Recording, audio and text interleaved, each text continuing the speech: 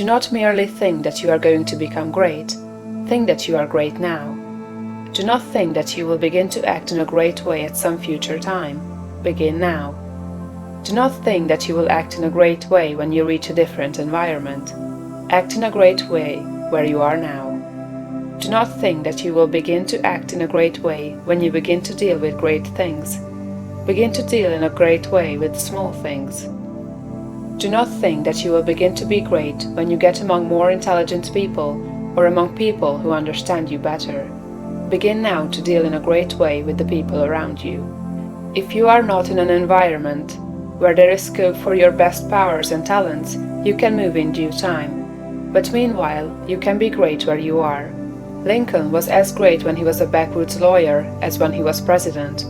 As a backwoods lawyer, he did common things in a great way, and that made him president. Had he waited until he reached Washington to begin to be great, he would have remained unknown. You are not made great by the location in which you happen to be, nor by the things with which you may surround yourself. You are not made great by what you receive from others, and you can never manifest greatness so long as you depend on others. You will manifest greatness only when you begin to stand alone. Dismiss all thought of reliance on externals, whether things, books, or people. As Emerson said, Shakespeare will never be made by the study of Shakespeare. Shakespeare will be made by the thinking of Shakespearean thoughts. Never mind how the people around you, including those of your own household, may treat you. That has nothing at all to do with your being great. That is, it cannot hinder you from being great. People may neglect you and be unthankful and unkind in their attitude toward you. Does that prevent you from being great in your manner and attitude toward them? Your Father, said Jesus, is kind to the unthankful and the evil. Would God be great if he should go away and sulk because people were unthankful and did not appreciate him? Treat the unthankful and the evil in a great and perfectly kind way, just as God does. Do not talk about your greatness. You are really, in essential nature, no greater than those around you. You may have entered upon a way of living and thinking which they have not yet found, but they are perfect on their own plane of thought and action. You are entitled to no special honor or consideration for your greatness. You are a god, but you are among gods. You will fall into the boastful attitude if you see other people's shortcomings and failures and compare them with your own virtues and successes. And if you fall into the boastful attitude of mind, you will cease to be great and become small.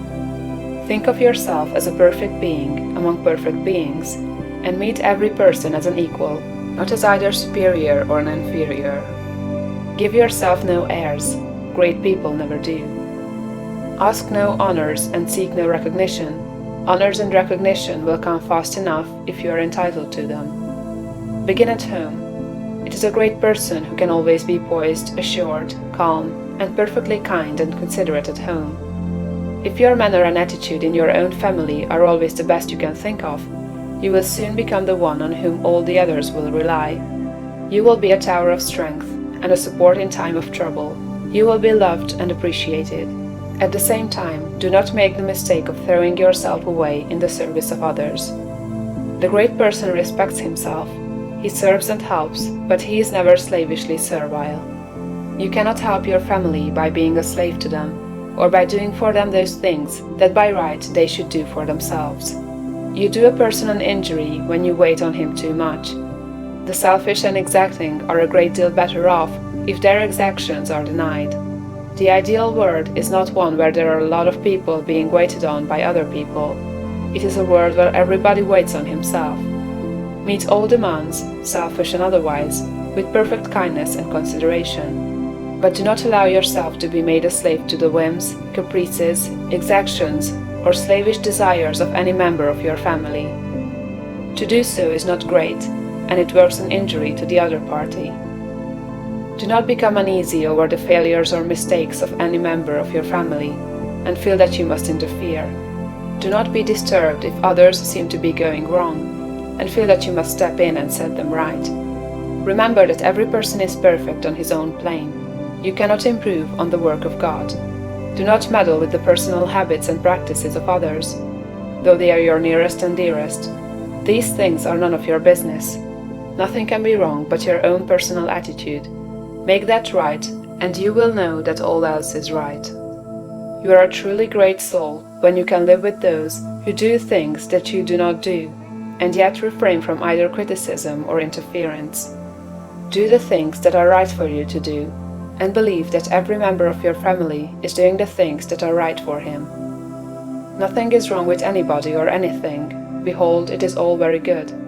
Do not be enslaved by anyone else, but be just as careful that you do not enslave anyone else to your own notions of what is right. Think, and think deeply and continuously. Be perfect in your kindness and consideration. Let your attitude be that of a god among gods, and not that of a god among inferior beings. This is the way to be great in your own home.